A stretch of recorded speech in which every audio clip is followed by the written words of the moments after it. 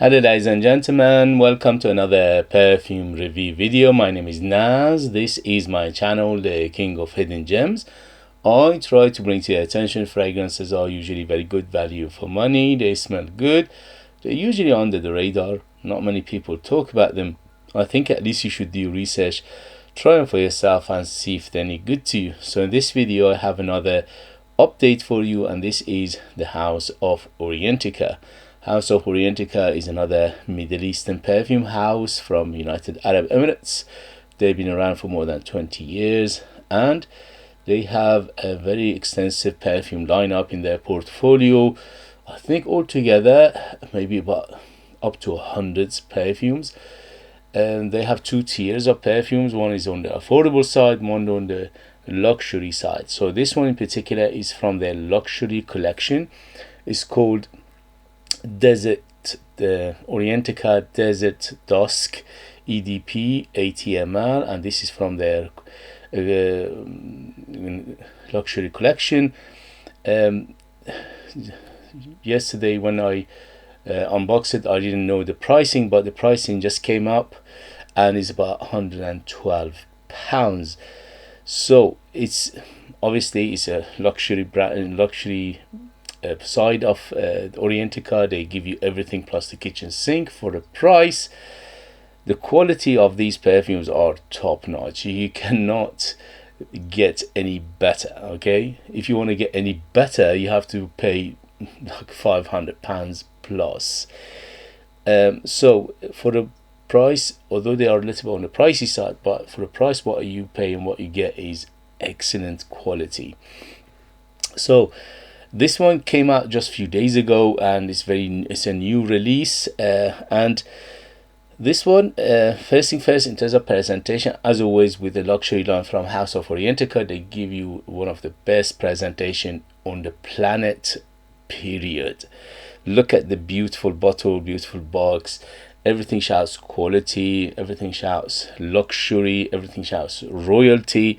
So if you give from this line a present to anybody, it will impress them, even though they are maybe have everything they want in life and it's hard to impress them. This one it will impress, is that good. So presentation was excellent. In terms of longevity, excellent. On my skin went easily over 10 hours. On t-shirt and materials goes easily over 12 hours. So it's almost a beast mode. Projection was an arm length of projection for 3 to 4 hours, and after that it will subside slowly, but you always have a big bubble, big cloud and a big trail. Don't go heavy on this bad boy or a bad girl, because it's very deceptive. When you put it on first, I can't smell it that much, but slowly gets bigger, louder, and it just basically keeps going and is relentless and is in your face. So it's very loud and very strong. I suggest if you are going to get it, start with 3 to 4 sprays first, and if you need more, slowly increase the atomizer. So in terms of performance, excellent. In terms of who is it for, this is definitely on the mature side. I would say at least 25 years and older to be on the safe side. I think a mature knows, somebody with more experience in life, somebody who's been around perfumes for much longer, you will appreciate this much better than a youngster. In terms of gender, this is unisex and is targeted unisex, and it is, to my nose, is actually unisex. When it opens up a little bit on the feminine side, but later on when it dries down it becomes almost 100% unisex. So it is correctly targeted unisex, but it leans a little bit on the feminine side because of massive florals and a powderiness in this perfume. So yes, I would say definitely unisex, but leans a hint on the femininity side. In terms of occasion, this is super opulent, so it's very good for going out, evening, special occasion, special ceremonies, close encounter, dating, anything in that vein. Is very opulent and beautiful. And in terms of season, this is all year rounder. Unless it's a very high heat in summer, it could be glowing, because of that big powderiness in this perfume. So all year round it, apart from very high heat in summer. So let's get to the perfume itself. This perfume, I heard somebody mentioned it, that this is inspired by Barredo Desert Dawn. Barredo Desert Dawn. The problem is I never smelled that perfume, so I don't know how close they are. But to my nose, don't quote me in that, just to put you in the right direction, in the right mind, and the mental picture of it, it reminded me to some extent, not a copy, not 100%, because the perfume I'm going to mention it, I had a few bottles of it many years ago, but obviously I haven't smelled it for a long time, so it's from memory, and that is Van Cleef & Arpels Midnight in Paris. That perfume was discontinued many years ago. It had a massive following, many people loved it, and the main character of this perfume reminds me of that one very strongly. The only thing is the leather is missing in here. So Midnight in Paris by Van Cleef & Arpels had a big leather.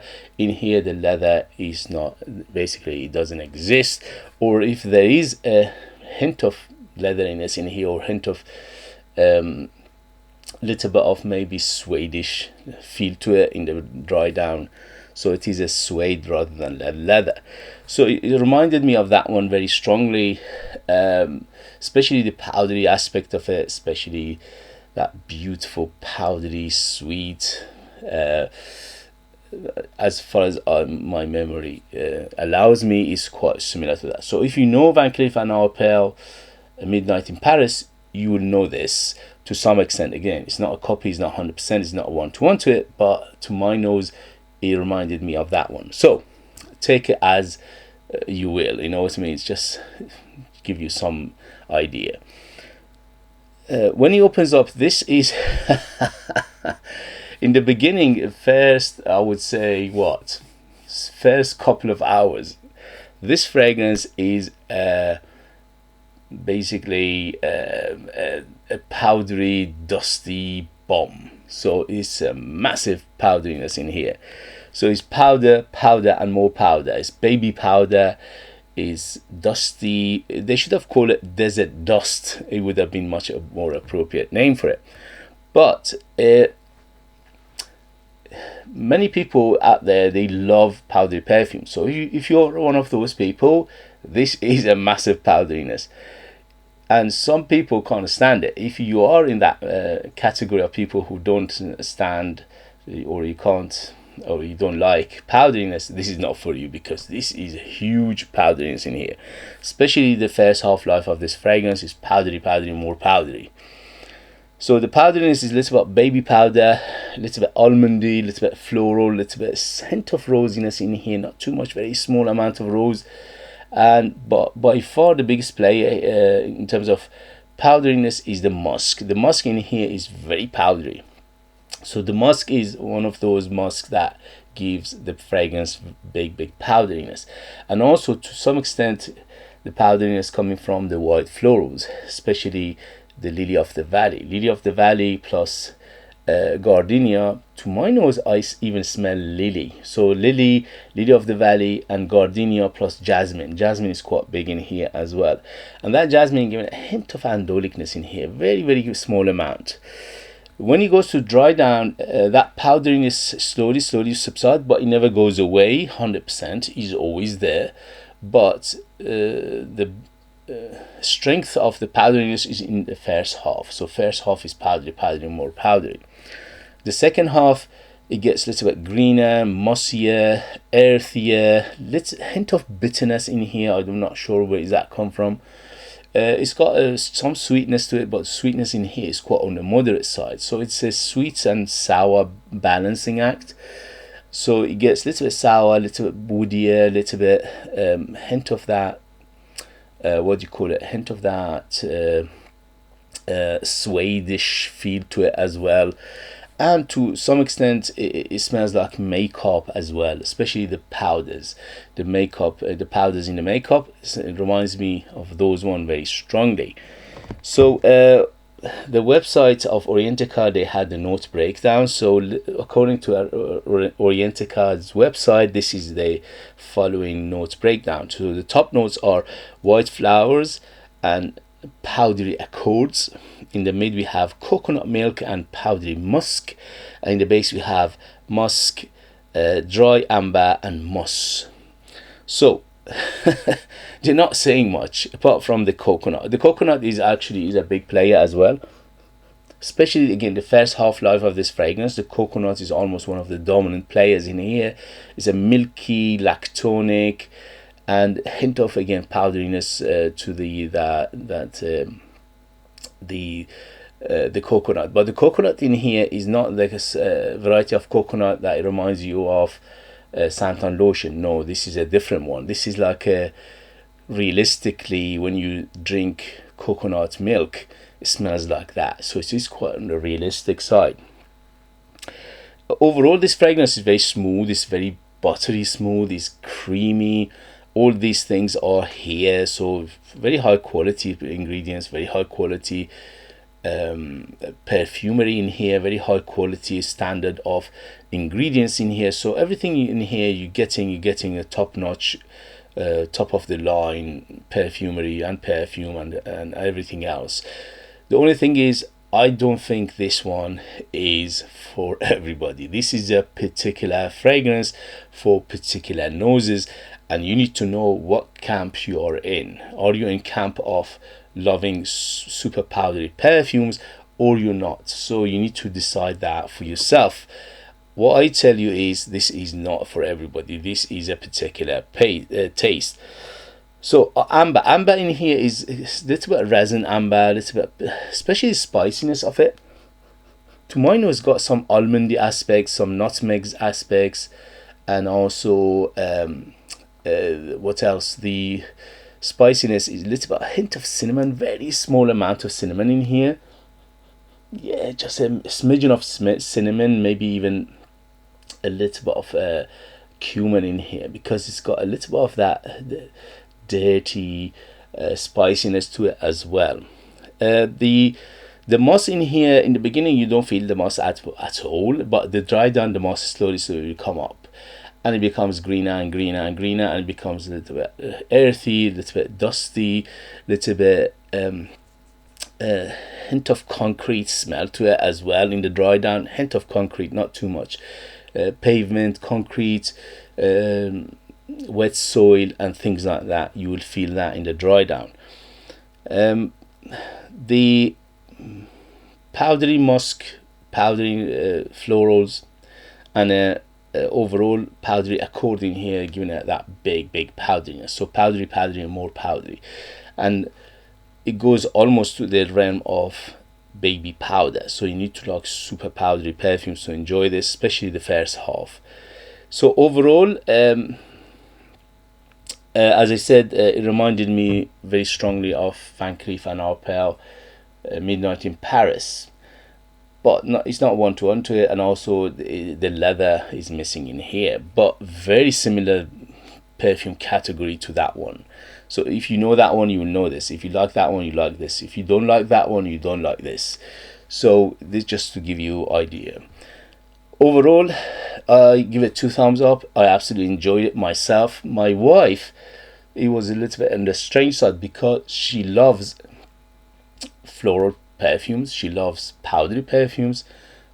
For some reason, she didn't like this. She said there's something in here that puts her off. I don't know what it is, but I think even for somebody like my wife who loves powdery perfumes, this one was too powdery for her, or something like that, I think. I absolutely enjoyed it myself. For the last 2 days I wore it, and mesmerizingly beautiful. But it shows that not every 2 people will agree on a perfume, and that is the beauty of this hobby, this endeavor, in this community, that we all have different tastes, we all have different skin, different nose, different experiences in life, different upbringing, different cultural background, different lifestyle, different environment, different climate, and all these things will have an effect in you as an individual, in what you like and what you dislike. So the moral story is when I say it's beautiful, is for me. For my wife, she said no, she couldn't, basically she didn't like it. But again, very particular people will love this, and majority, or some people, probably this is not their cup of tea. So for that, I recommend it for people who like this kind of fragrances, that huge powderiness, plus that milky coconut, very musky. This is musky and more musky, quite ambery, very dominant by white florals, especially jasmine, lily of the valley, and also some gardenia. So huge white florals in here. So the biggest player by far is the powderiness, then is the white florals, then is the milky coconut, and then is the massive musk in here. So this is the story of this fragrance. I highly recommend it for people who like this kind of fragrances. Beautiful perfume, very well done, very high quality, but again, not for everybody. All right guys, if you have it, if you know it, if you tried it, let us know your experience. That would be useful for others to read. If you like what I do, if you find it useful, informative, valuable, or entertaining, please don't forget to hit those buttons. This way you help me, encourage me, motivate me to bring you perfumes like this in future that nobody else is talking about. They're amazing value for money, they smell great, and they are hidden gems. This one is, it's more on the pricey side, but you get for what you pay for in here, so it could be perceived as a hidden gem. If you are interested in purchasing one of my own perfumes and get something very beautiful in return, you could do that. I'll leave them in the link. I'm the perfumer, I'm the artist, I'm the worker. You have the I won't say it, leave it. Anyway, so they are like very artistic, very unique, very high quality, super opulent, very quite unique, and nobody else is making perfumes like this, because I put more than 60% pure perfume oils in there. Can you imagine that? Over 60%. That gives them that huge, bold, massive personalities, and they are super beautiful, if I say myself. Thank you very much as always for watching, for your support and love, and I see you later. Bye.